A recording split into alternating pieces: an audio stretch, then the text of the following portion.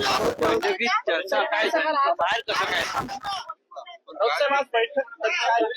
काय नक्कीच पुणे जिल्हा, पिंपरी चिंचवड, पुणे शहर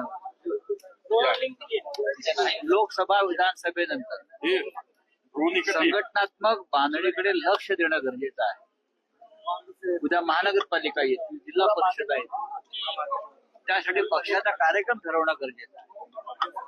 आणि आपण पाहिलं असं की सगळे प्रमुख पदाधिकारी कार्यकर्ते उपस्थित आहेत आणि प्रत्येकाच्या काही भूमिका आहेत निवडणुका लढण्यासाठी.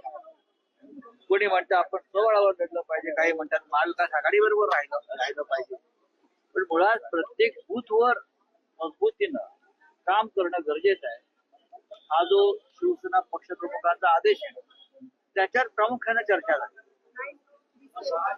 आणि ही महानगरपालिका आम्ही ताकदीनं लढू.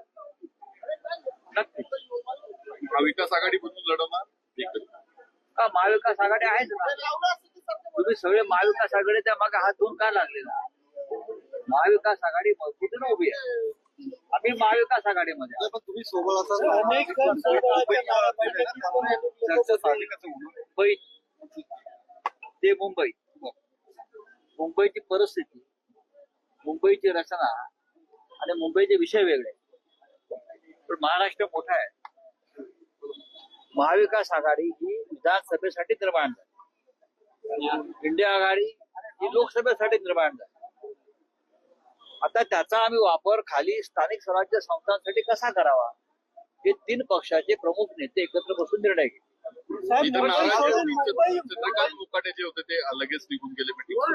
नाही, मला असं वाटत नाही. चंद्रकांत मुकाटे पुणे महानगरपालिकेच्या निवडणुकीच्या बैठकीला पूर्णपणे उपस्थित होते आणि त्यानंतर इतर जिल्ह्याच्या ज्या बैठका झाल्या, बारामती असेल किंवा पुरंदर असेल, अन्य काही विषय होते, त्यानंतर ते पुढल्या बैठकीच्या तयारीला निघून गेले.